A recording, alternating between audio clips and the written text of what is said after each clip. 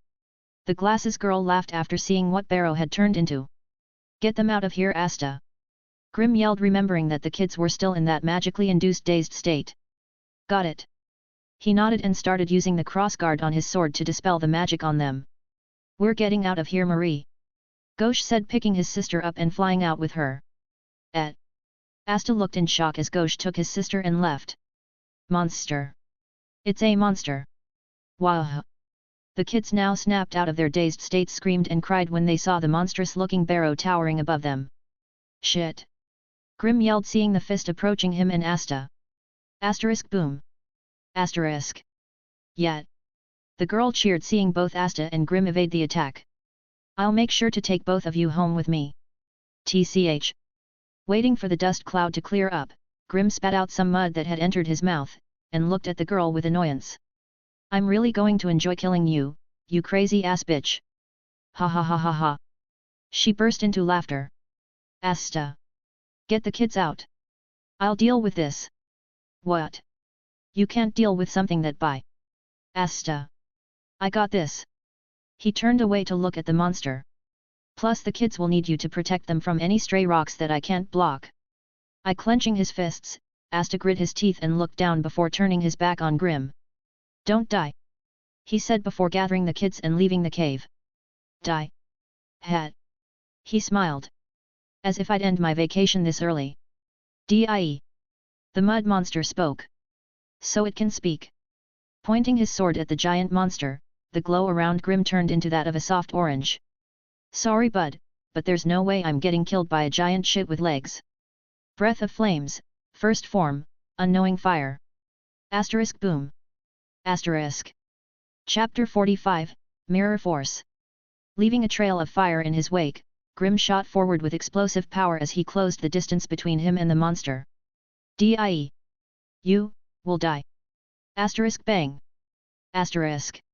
Dodging the fist of the giant mud monster, Grim charged forward with a smile on his face. Asterisk bang. Asterisk. Asterisk bang. Asterisk. Asterisk bang. Asterisk. Dust whirlwind cutter. Switching breath styles, Grim launched himself high into the air until he was at a height that surpassed the monster. Die. Breath of flames, 9th form, Rengoku. Asterisk boom. Asterisk. Releasing the high-powered Rengoku, Grim watched in satisfaction as a hole appeared in the monster's chest. Fuck yet.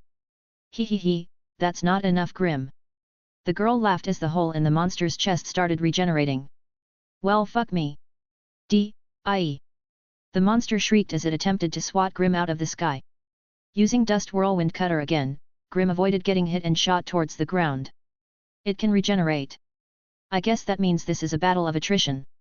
I wonder who'll last longer. Realizing that this monster could only regenerate due to the now massive amount of mana it had, Grim wanted to force it to use up all that newly gained mana and kill it once it ran out. The only issue was that this plan depended on him not getting hit and being turned into paste before its mana ran out. Guess I'll keep injuring it and force it to use up all its mana healing itself. Give up, Grim. Just let me capture you and Asta. The girl yelled, watching Grim evade every attack. Piss off, you nerdy looking cunt. Aha, I really like you. She grinned. Why, oh, you all need to. Die. The barrow monster yelled. English motherfucker. Do you speak it? A/N, I know they don't actually speak English, but that line was too good to pass up. Clenching its muddy fists, the monster looked down at the white-haired Nedge that was still alive despite losing quite a bit of blood. Be barrow. He looked up at the mud monster with tears in his eyes. It's me, Nedge. Asterisk swoosh. Asterisk. Not understanding his little brother's words, the monster swung its fist downwards. Oh, for fuck's sake. Asterisk slash. Asterisk. Asterisk boom. Asterisk. Appearing in front of Nedge with an orange glow covering his figure, Grim used Rengoku to blow up the mud fist that was about to crush Nedge. Why, you saved me. Nedge stuttered in shock. Saved you? I'm just making sure that I'm the one that kills you and not this thing. What? Just think about how humiliating it'd be if I failed to kill you but this giant piece of shit did? I can't have that. Why, you're still going to kill me? Obviously. Oh. A forlorn look appeared on his face. Now then, back to the monster. Rower. Time to wrap this up. Grinning at the sight of the mutated barrow, the glow around Grim started to change from orange to a grey color. Is that another magic type? The girl wondered after seeing two jagged swords appear in his hands. Closing his eyes, Grim stood proudly as he took in a deep breath. While Breath of Flame seemed to be the most effective magic type to use against Barrow, Breath of the Beast was the magic that he was most proficient in and felt comfortable using. Taking a step forward, he watched as the monster healed its hand and threw another punch down at him. Deep breath. Asterisk boom. Asterisk. Pushing mana into the soles of his feet, Grim combined the physical enhancement he gained from the breath to push himself up from the ground and shot towards the approaching fist. Asterisk bang. Asterisk. Feeling the wind blow against his face, the fist and Grim's swords collided sharply as Grim started to furiously hack away at the fist, slicing off large chunks of mud in the process. Oh wow! The girl raised her eyebrows seeing the mud arm getting whittled down. Faster! Faster! Faster! Asterisk slash! Asterisk! Asterisk slash! Asterisk! Asterisk slash! Asterisk! Pushing the muscles in his arms to the absolute limit, a look of joy and madness flashed through his eyes. Swinging his arms wildly, the grey glow on his arms and his sword started to solidify as his grimoire started glowing brightly. Oh! The girl's eyes widened as she felt Grim's mana start to rise. Slash! Slash! Slash! Faster! I have to be faster! As if hearing his declaration, the light coming from his grimoire intensified as new words started appearing on the Breath of the Beast page. Faster! I'll go even faster! Breath of the Beast, Fifth Fang, Crazy Cutting! Grim screamed as the grey aura around him became solid and transformed into rotating grey blades swirling around his body. Nice! The girl yelled and gave him a thumbs up. Having activated a brand new spell, Grim's cutting speed increased as he practically tore through Barrow's arm, cutting even the smallest bits of mud into nothing. Amazing! Nedge's eyes lit up as he watched the scene. To think you'd actually cut its arm into nothing. Now I really want you, Grim. The girl grinned as she watched Barrow's arm grow back. I'm not done yet! Grim shouted as he kicked off the cave wall and shot towards the creature's back. Crazy Cutting! Crashing into Barrow's back, Grim's blades violently hacked away at it from the inside to the point that he tunneled his way to the front and burst out from its chest. Wow wow wow! You're seriously amazing! The girl laughed as the wound slowly closed up. TCH, even with my new spell I'm not depleting its mana fast enough. Grim! A voice sounded out from the entrance. Hey! Mirror magic, reflect refrain! Asterisk bang! Asterisk! Asterisk bang! Asterisk! Asterisk bang! Asterisk! Turning back, Grim saw Ghosh and Asta running back inside. We're here to help! Asta yelled. I'll save you in order to receive Marie's love. Ghosh added. TCH, I said I had this. Grim smiled and turned back to face the monster. Bringing out his second anti-magic sword, Asta slashed at the monster, sent out a flying slash in its direction. Eat this! Asterisk ra where? Asterisk. The monster screamed before healing up again. Asta reacted with surprise after seeing not even that worked. Cool cool cool! The girl cheered. Hey Asta! What was that? A long-range anti-magic projectile? How did you do it? How does it work? I can't wait to open you and Grim up. Damn it! Ghosh grit his teeth. The only way to beat this thing is to either deplete its mana or damage it faster than it can regenerate. Clenching his fists, Ghosh realized that this wasn't an opponent that he could defeat. Fuck! He screamed internally, remembering that this was the thing that kidnapped Marie. Before arriving in this area with Asta, both of them had seen Grim tear through its chest and deplete some of its mana. Wait a second. I've always used a double of myself to fight. What would happen if I used it on someone else? After seeing the damage that both Grim and Asta were able to do to that monster, Ghosh had no choice but to acknowledge the two of them. TCH, to think that I'd have to rely on someone else.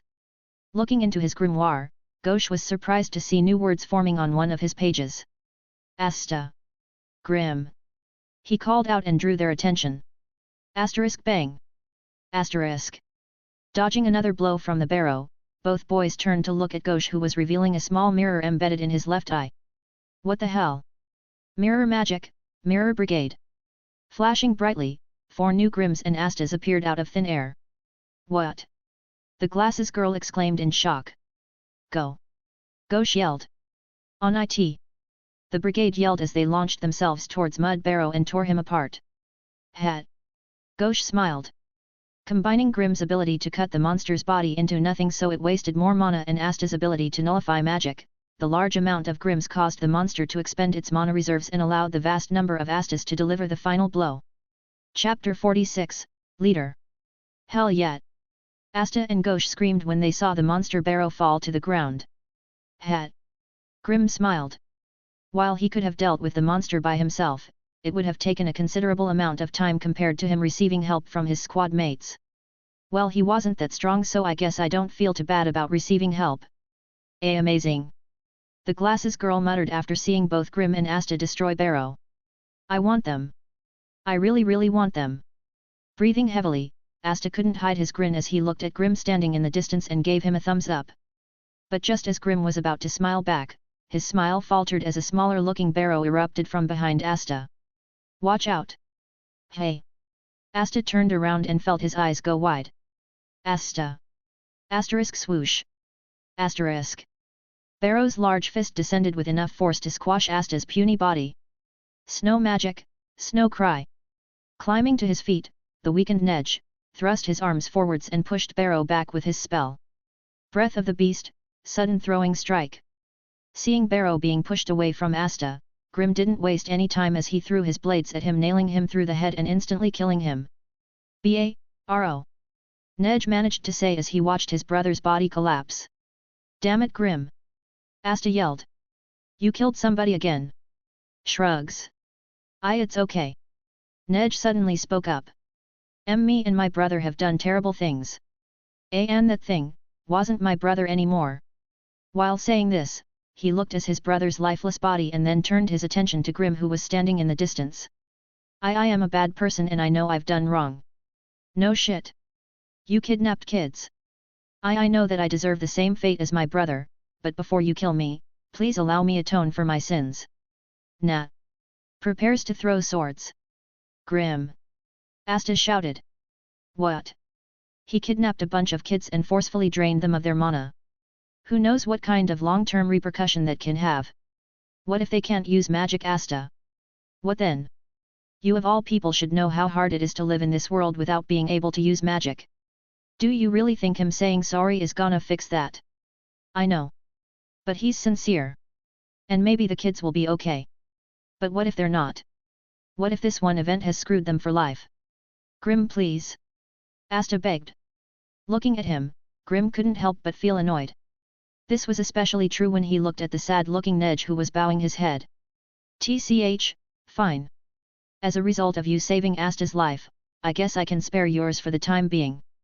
But if those kids have problems with their magic in the future because of you and your piece of shit brother, then I swear to you that next time I stab you, you won't be getting back up. I understand. Nej nodded. That's great. Asta smiled and pat him on the shoulder. Grim. Nej called out, looking embarrassed. What? After I serve my time in prison, would you consider being my friend? Is this guy retarded? Sigh sure. Grim yawned, no longer paying attention to him. Real. Beam. Asterisk thud. Asterisk. Nej. Asta suddenly yelled, drawing Grim's attention. What they? Looking in their direction, Nej was laying on the floor bleeding out while a large shard of light with 4 horizontal lines in it stuck out of his body. If this was a normal situation, Grim would be extremely pissed that the person he had just spared had probably just been killed, but after feeling such an overwhelming amount of mana, Grim completely forgot about Nej and instinctively jumped back, dodging a shard of light that would have impaled if he had been any slower. So fast. Grim's eyes went wide. If not for him having his senses enhanced by Breath of the Beast, Grim was sure that he'd currently be in a similar state to the bleeding Nej. I couldn't even react. Oh ho, to think you'd actually be able to avoid my attack. An unfamiliar voice rung out. It's you. Asta yelled after seeing the figure in the sky. You were the one that attacked the Wizard King when he came to save me. Looks like I have yet to introduce myself. Standing on top of a portal with Voltos behind him was a man with long white braided hair that extended into several long extensions with a kippa covering the top of his head. I am Licht, leader of the Eye of the Midnight Sunday. That grimoire, it has 4 leaves. Seeing his grimoire and feeling the off-the-charts mana emanating off of him, the blood in Grimm's body started to boil as his own mana started to rise. Oh! Licht's head tilted as he felt a weird sense of familiarity coming from Grimm. This boy, he's different from the rest of them. Sally! He called out to the glasses girl who had been watching this whole time. Who is he? Who him? He's Grimm. He's like super interesting and can use several different magic types. Is that so? He said, running his eyes over Grimm's figure. Having never met him before, he was confused as to why this boy gave him a weird sense of familiarity. While he was looking over Grimm, the sight of Asta's tattered grimoire tore his attention away. As interesting as that boy is, the real question is. Licht's tone suddenly turned dark. Why the hell does someone like you have that grimoire? My grimoire? Ha! Ha! Ha ha ha ha ha ha ha ha ha! Grimm started laughing, drawing everyone's attention. Sally! Licht called. What's wrong with him? I don't know. Sally said as she felt Grimm's mana skyrocket. Grimm! Asta looked at him. Finally! Asterisk boom! Asterisk! Unable to hold it back any longer, Grimm's mana exploded out of his body and pushed Gauche and the others back a bit. Forget about mud monsters and lonely bitch boys. I finally get to fight someone worth a damn. That won't work. Blinking rapidly, Grimm's danger senses shot through the roof as Licht's voice sounded out behind him. A human with that much mana should not be allowed to live. Grimm! Asta screamed as he saw Licht create an orb of light in his hand and aim it at Grimm's head. I'm foo! Asterisk bang! Asterisk! Stabbing through the orb with his katana, Yami appeared from Finral's portal, saving Grimm in the process. TCH, why is that every time you two go somewhere together, something crazy has to happen? Chapter 47, Tricks. Yami! Asta yelled in surprise. Yami! Grimm frowned. Taking a puff out of cigarette, Yami couldn't help but sigh. Looks like you guys have gone and gotten yourselves into trouble again. Looking at Licht standing a bit away from him, Yami's eyebrows furrowed. This guy's mana, why does it feel bottomless? Comparing Grimm's and Licht's mana was quite interesting to Yami. While Grimm's mana capacity was outrageously large, it still felt like it had an end even if he couldn't sense it. But this guy, he was an entirely different beast. How did you know that we needed help? Asta asked, walking over to their side. What do you mean, how did I know? Obviously someone from the town you were in called the Magic Knight headquarters and reported about a vast kidnapping incident. And since the Black Bulls were the closest squad in the area, they left it up to us to deal with the issue. Though I never would have guessed that you'd be facing someone so troublesome. Troublesome? Not unbeatable. Grimm commented. Unbeatable? Just cause he has high mana doesn't mean shit if I can cut his head off. Falling silent for a moment, Grimm eventually nodded. True, having more mana just means I can win in a war of attrition, but if I fought someone stronger and more skilled than me, then my mana reserves wouldn't mean much unless I could drag the fight out. Master Licht! Voltos called out while Yami and the rest were talking. Do you want me to get reinforcements? No. He shook his head. I'm quite interested in fighting against a dark magic user. Very well. Voltos bowed. Hey brats! Yami called out to Grimm and Asta. Can you still fight? Surprised by the question, both boys looked at each other before replying in union. Of course. Then make sure to watch closely. Saying this, dark magic burst out from his blade as he walked towards Licht. To think a human would willingly approach me like this. Licht smiled. How disgusting. Waving his hand forward, he fired off a rain of light shards at the three of them. Seeing this, a look of concentration appeared on Yami's face as he took a step forward. Asterisk swoosh. Asterisk. Asterisk swoosh. Asterisk. Asterisk swoosh. Oh? You were able to defend against my attack. How interesting. He blocked them. Grimm and Asta's eyes went wide. Interesting. Yami frowned. It's been bothering me for a while now, but who the hell are you? Wait. You don't know? Asta exclaimed. Should I? He's the leader of the Eye of the Midnight Sunday. Really? I thought he'd be some big burly guy who could eat a cow in a single gulp. What kind of people have you met in order to come up with such an image of a person? I don't know whether to feel disappointed or not. Hey Finral! Asta called out. Can you get this guy some help? He pointed to the bleeding Nedge. He was hit by that guy's light attack and I don't know how long he has. Oh of course. Finral stood straight and opened up a portal. I'll make sure not to leave his side. Oi! Yami called when he saw Finral tiptoeing away. You better come back. Ah! What? You weren't expecting me to walk all the way back home, were you? And no. Of course not. It's just that I'm running low on mana at the moment and coming back will be hard on me. I mean it, really. You mean it, hey? Well, I really mean it too. So after you're done dealing with that guy, get your ass back here. Why yes, Captain. To actually talk so casually while facing me. You really are an arrogant one, aren't you? Licht smiled before activating his spell. Light magic, light swords of conviction. Asterisk ting. Asterisk. Asterisk ting. Asterisk. Asterisk ting. Asterisk. Asterisk ting. Asterisk. Asterisk ting. Asterisk. Yami blocked all the projectiles. Whoa. How about this? Flashing forward at an inhuman speed, Licht appeared behind Yami and prepared to use the attack that he initially planned to use to kill Grim. Yami. Asterisk bang. Asterisk. Covering his blade in dark magic, Yami spun around and broke the attack with a slash of his sword. Incredible. Asta muttered with his mouth wide open. So this is the power of the great heretical magic knight. Licht smiled. Hey you, have we met before?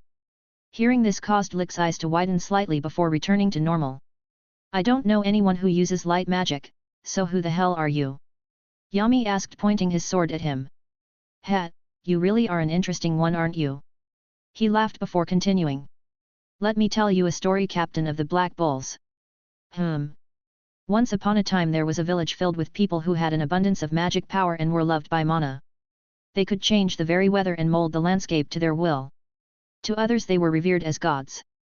People from outside the village even came to worship them and receive their wisdom. But as time went on, those very people who worshipped them became fearful of their power and coveted it for themselves. So they hatched a plan to trick the villagers and take their power through slaughter, killing them all. Finishing his story, Licht looked at the three of them. For some reason, hearing that story caused Grim to feel a weird sense of sadness that he quickly brushed off. What was the point of that? Yami asked, confused before clearing his throat. But if we're telling stories, then I guess I can tell you mine. Wait, what? Ahem, once upon a time there was a boy whose parents were fishermen. At a young age the boy's parents sent him out on a boat to fish, but getting shipwrecked one day he drifted up on the shores of an unknown location. He was then met by all sorts of trouble due to cultural and racial discrepancies, but he beat the shit of those people and then became the boss of his own. The end. So how'd you like my life story? How dare you mock Lord Licht? Valtos suddenly yelled after hearing Yami's story. Shut the fuck up, ghost face. Asterisk ting. Asterisk. TCH, his attacks are getting faster. Defending against Licht's sneak attack, Yami noted that his attacks were getting faster as he felt a bit of the light shard graze his shoulder. I guess that story doesn't really mean anything to you considering that you're a foreigner. Light magic, light swords of conviction. Fending off the attacks again, Yami started talking. You were the one who did that to Fuegoleon, weren't you? Correct. Licht nodded. After all that meticulously planning and scheming, I finally had him fall into my trap. Figured that must have been it because... Yami's aura suddenly changed. There's no way he'd lose to a weak-ass attack like this. Dark magic, dark cloak to Vidya slash.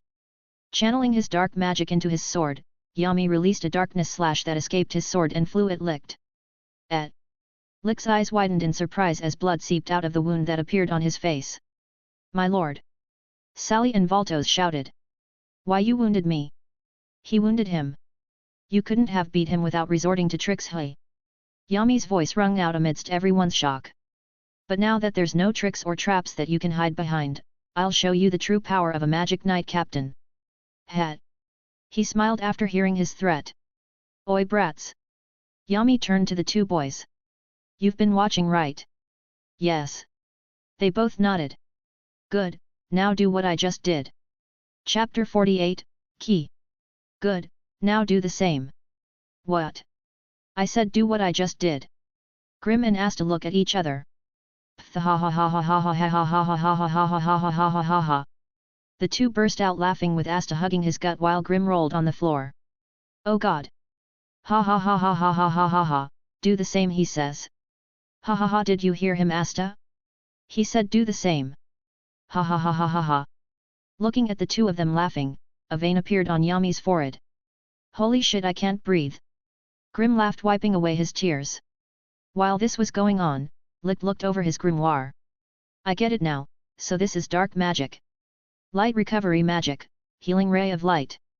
Activating a new spell, the wound Yami left on his cheek shone brightly before closing up and disappearing.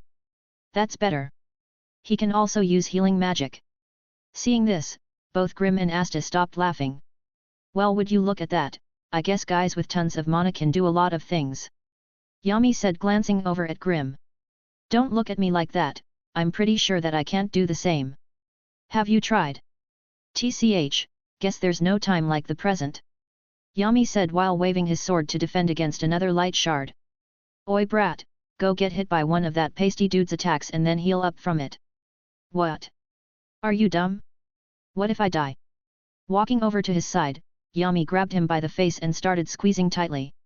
Who do you think you are calling dumb, you little shit? And so what if you die? Just surpass your limits and come back to life. The fuck do you mean come back to life, you psycho? No normal human can come back to life after dying. Hearing him being called a psycho, Yami's grip tightened. Ow ow ow. Let go.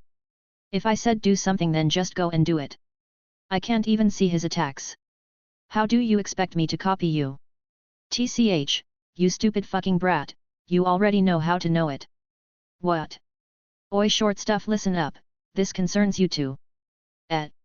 Asta looked confused. The thing I've been reacting to this entire time is something that the people from Homeland call ki. Ki.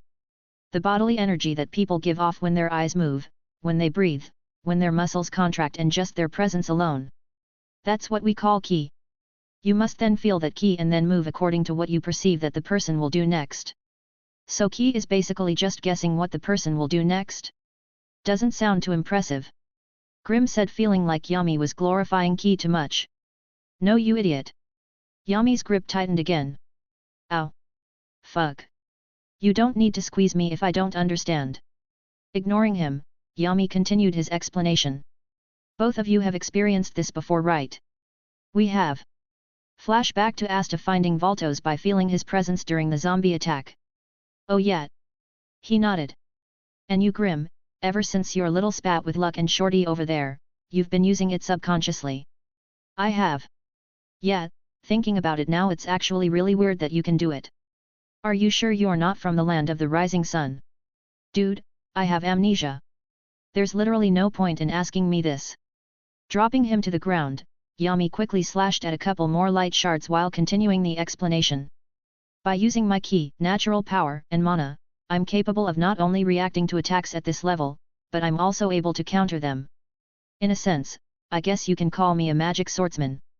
A magic swordsman? Asta and Grim repeated. Yeah, in this regard I guess Grim's closest to me. What about me? Asta asked with sparkling eyes. You? You don't have any mana, so you can't be a magic swordsman. Oh. Asta's enthusiasm dropped. But your natural power is higher than Grim's, and since you can use anti-magic, I guess that means you can be an anti-magic swordsman. Whoa. By natural power, do you mean muscles? Grim asked skeptically. Yeah. Oh. Cool, I guess. While I may have trained my body and can use Breath of the Beast to improve my physique, I guess I still can't completely match up to Asta. That god really did screw me by only giving me 5 years to get stronger. Chuckling to himself in his head, Grim climbed to his feet. Oh? Gonna go and try learning healing magic? Yami asked. What? Fuck no. I'm gonna go test out that key thingy. You've said that I've been doing it subconsciously before, right? If that's the case, how come I couldn't react to that guy's attack? Dunno, go figure it out. Yami shrugged and pointed at Licht. TCH. Grim kissed his teeth before walking towards Licht. My lord, let me deal with this one. Voltos asked Licht.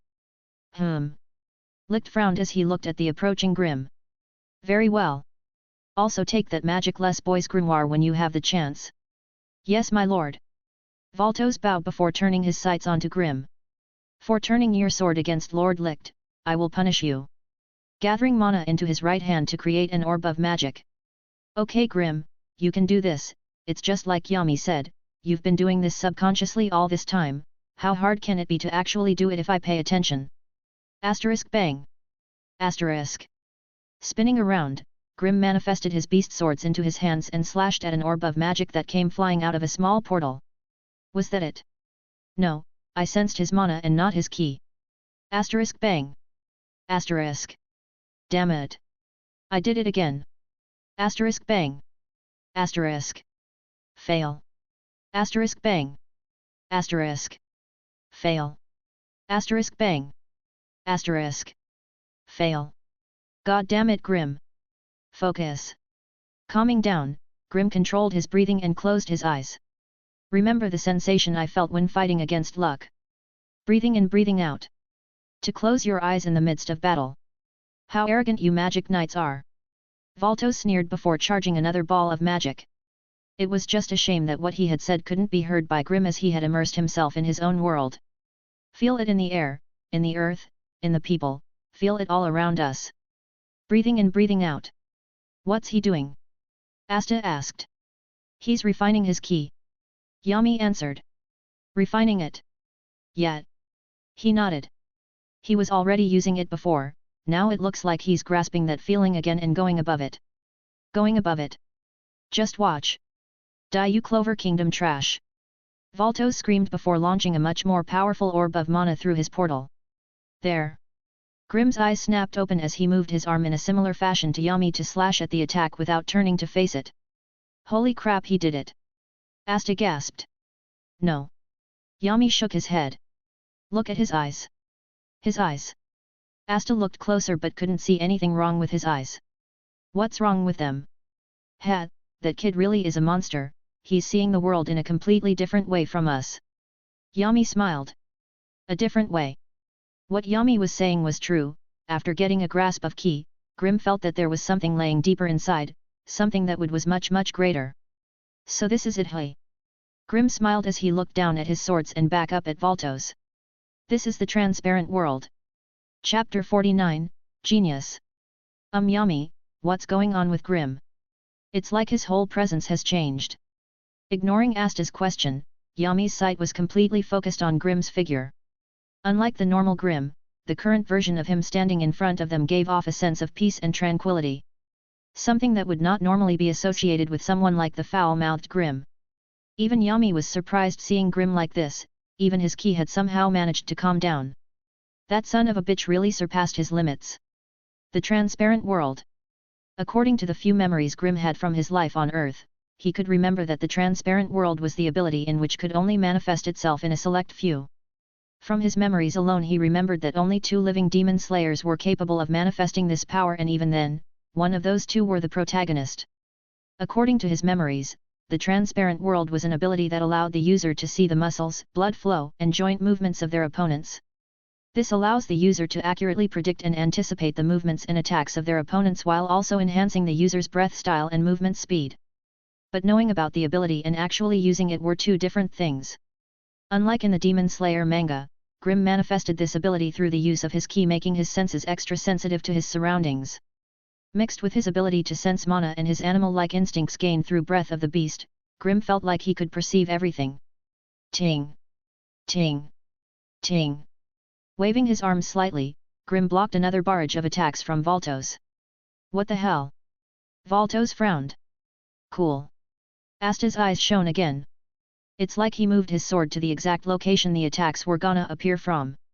I can see it. Grimm finally spoke while blocking another attack without looking. I can see just how weak you are. He smiled. What? Valtos' face warped into one of shock before changing into one of rage. In front of Master Licht. How dare you humiliate me in front of him? He screamed before summoning a large number of small portals around Grimm. Smiling, Grimm switched to Breath of Mist. I can also see how you're about to get clapped. D. Breath of Mist, second form, 8-layered mist. With his breath styles enhanced by the transparent world, a single slash of his sword caused 8 mist slashes to shoot out and target the soon-to-appear attacks. Asterisk ting. Asterisk. Asterisk ting. Asterisk. Asterisk ting. Asterisk. Asterisk ting. Asterisk. Asterisk ting. Asterisk. Impossible. Valtos fell to his knees as he realized that he had humiliated himself in front of Licht. Watching Grim defend against his attacks after declaring that he would wipe the boy out left Valtos feeling both embarrassed and enraged. No. Even if I can't kill this boy, I'll be sure to fulfill Master Licht's other request. Turning his attention onto Asta as his grimoire, a look of determination appeared in his eyes as he created another ball of mana and prepared to open up another portal. Asterisk bang. Asterisk.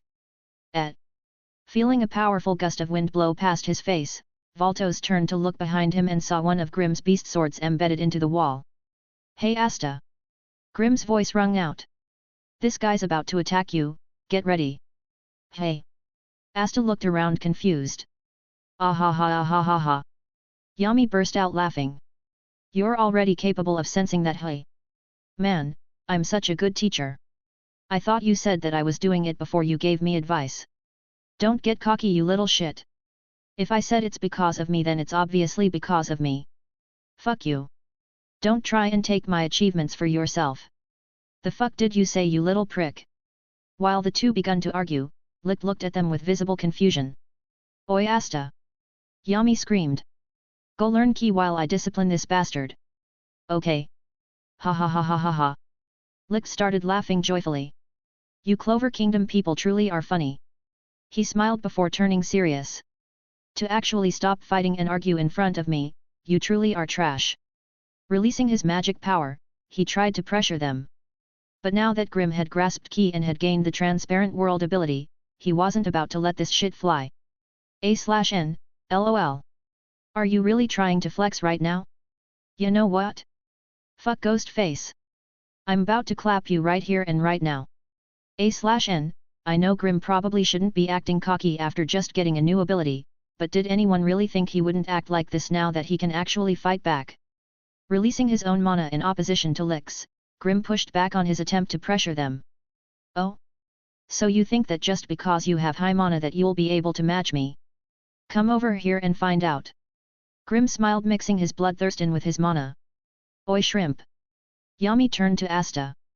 We'll make sure that this guy doesn't interfere, now go learn ki. Yes sir. He saluted and ran forwards. Wait a second, we've been talking aloud this entire time, surely that ghost-faced idiot wouldn't attack now that he knows what we're trying. For Lord Licht. After learning ki and hitting Valtos's mana orb back at him through the portal. I did it. I did it.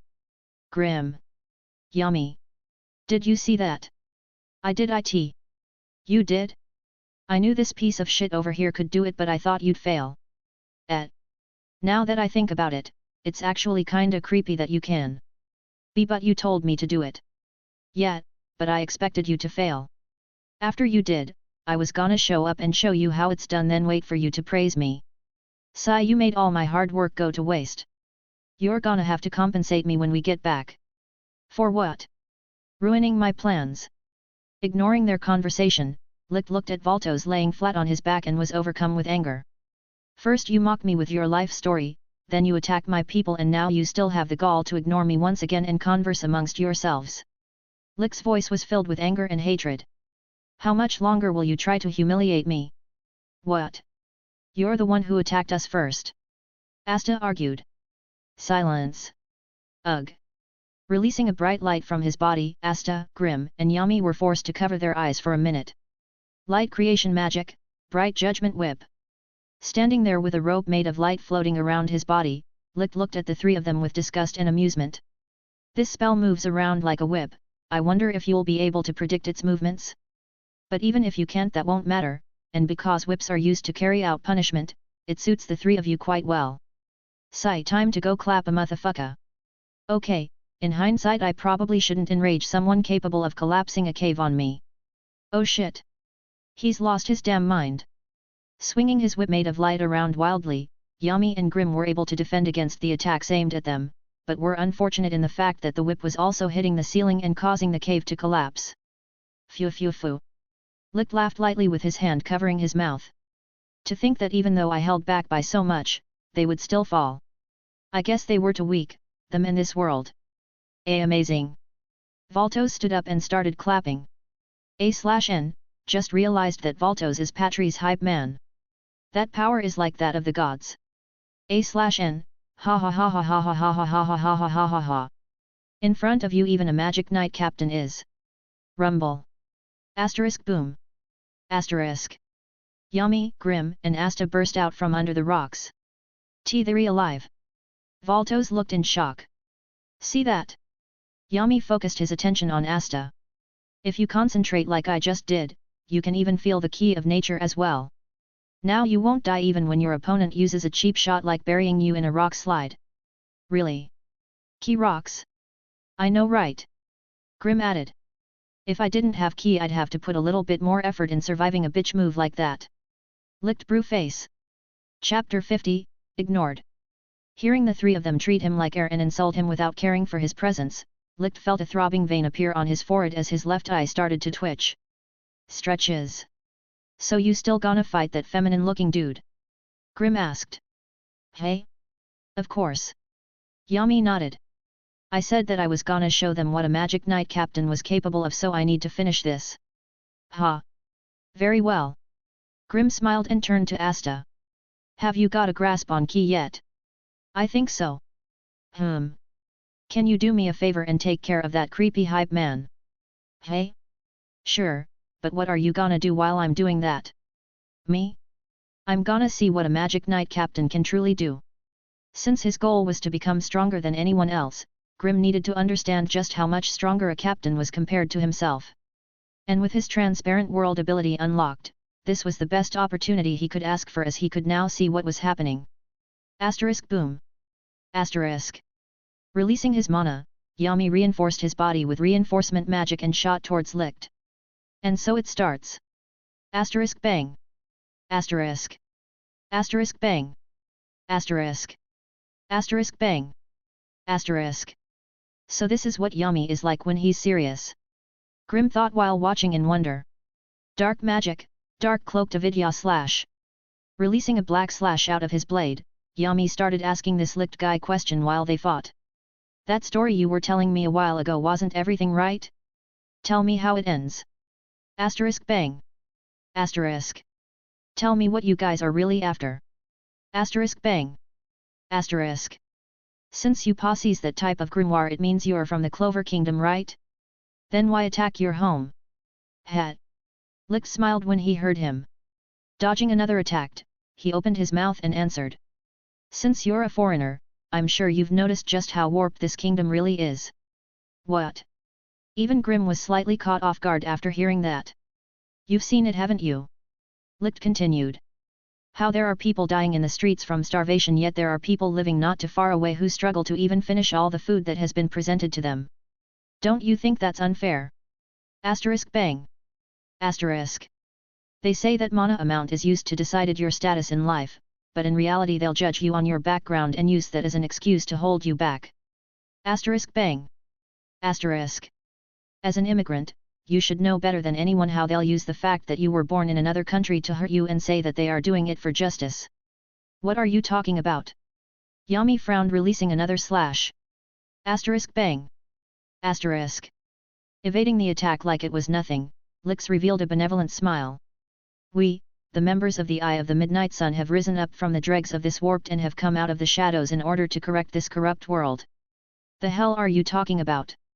What you're doing now is the same thing you've risen up to fight against, isn't it? Is it? Collecting rogue mages, attacking the capital, having a 4-leaf grimoire, all that power has gone to your head. Asterisk bang. Asterisk. Gone to my head.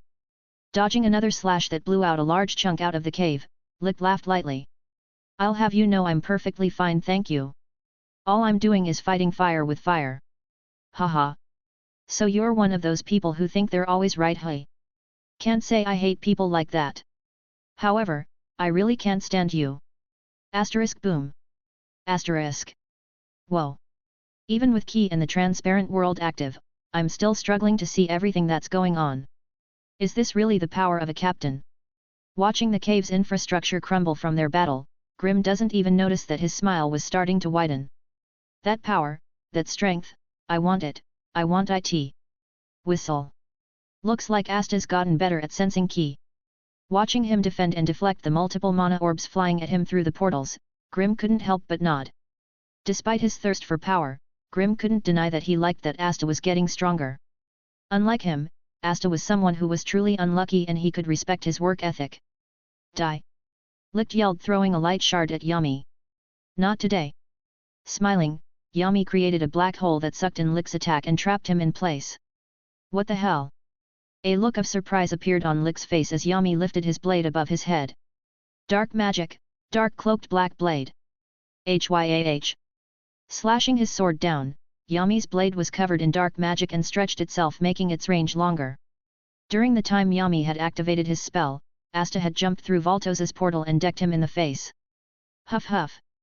Coughing up a mouthful of blood and breathing really heavy, Licht found himself chuckling. Amazing, to think that there would actually be a type of magic that could actually absorb mine, haha, I was actually so surprised that I forgot to move. That being said, dark magic is ridiculously slow, I guess that's to be expected with it being the opposite of light. You really like listening to the sound of your own voice, don't you? Yami asked, lighting a new cigarette. Now hurry up and use that healing magic of yours, and while you do that I'll take the opportunity to mess you up real good. Master Licht. Sally muttered, seeing him sweating. I have to admit, Yami Sokiro, you're the second person that has the power capable of defeating me. Second. But enough is enough. Licht continued, ignoring Yami. For you, I'll use the strongest spell I have. Strongest spell? Grim frowned as he felt Licht's mana rise. Due to this being my strongest spell, it's only natural that it's also my fastest, and unlike my whip, the area of effect on this one is ridiculous, so good luck surviving. Well shit. Grim said as Yami and Asta jumped to his side. The second I unleash it, it will be the end of you, Captain of the Black Bulls. Like hell it will. Asta yelled. There's no way our captain would lose to that kind of spell. Asta. Grim interrupted. I know you can't sense mana and all that, but if you could, you'd realize just how bad this situation is. What? Even you think it's bad? Yet. Grim nodded before turning his attention to Yami. Any ideas? Nope. Dark magic, black cocoon. Manifesting a spherical shell of darkness around the three of them, Yami hoped that it'd be enough. This isn't gonna work. Grim commented. Got any better ideas? Nope. He shook his head. Breath of the Beast, Fifth Fang, Crazy Cutting. Surrounding himself with rotating grey blades manifested from him mana, Grim stood behind Yami. What are you doing? Hoping that when that attack breaks through this shell, the magic surrounding my body will slice that pasty dude's magic and protect me. That won't work. Yami shook his head. For one, there are too many gaps in your spell and that light attack is probably fast enough to pass through. And two, if I die here I'm making sure to bring you with me. What? Why do I have to die just because you weren't strong enough to survive? Don't argue with me, just die when I die. Again and again and again. Licht snapped at them. How is it possible that you two are still ignoring me despite me being seconds away from killing you? Meh, that's a problem for the me 10 seconds from now to deal with. Yami shrugged, acting like it was no big deal. Yet. Grim nodded. That, and there's also the fact that you're not very intimidating. I mean, you're even wearing makeup, for God's sake. If I'm being totally honest, I've been holding back the urge to call you a fag for quite a while now. Wow, you really don't mince words, do ya? Yami smiled. It's not really my style. Besides, haven't you ever heard the phrase honesty is the best policy? That sounds like something they'd say at the church. Asta added. Hearing them start another conversation, Licht realized that they had completely forgotten him again. Ha, ha, ha ha ha ha ha ha ha ha ha ha ha ha ha. He suddenly burst into a fit of strange laughter. What's wrong with him? Grim asked, hearing the laughter. Sigh, why is it always the deranged ones that are the strongest? Yami sighed, taking a puff out of his cigarette. Weird thing to say from the strongest person in our squad. Grim coughed. I get it now. Licht finally spoke while being bathed in light. The three of you. You truly don't deserve to live in this world any longer. Oi yummy! Grim called. He's talking to himself again. Hearing this, Licht's eye twitched violently. You know what? Screw talking to them. I'll kill them now. D. Light magic, divine judgment cannon. Releasing a beam of concentrated light magic that was too fast and wide to dodge, Grim, Asta and Yami watched as Yami darkness sphere covered them, blocking out all light. If this flamboyant-looking guy really kills me, I'll ask the next god that reincarnates me to wipe away this life's memories. As if hearing Grim's prayer, Ghosh appeared in front of the orb of darkness with a huge mirror. Yami said, feeling his key outside the orb. Mirror magic, full reflection. Asterisk bang. Asterisk. Bouncing off the mirror, Licht watched with widened eyes as his spell came flying back at him. Oh shit. Boom. Thanks for listening.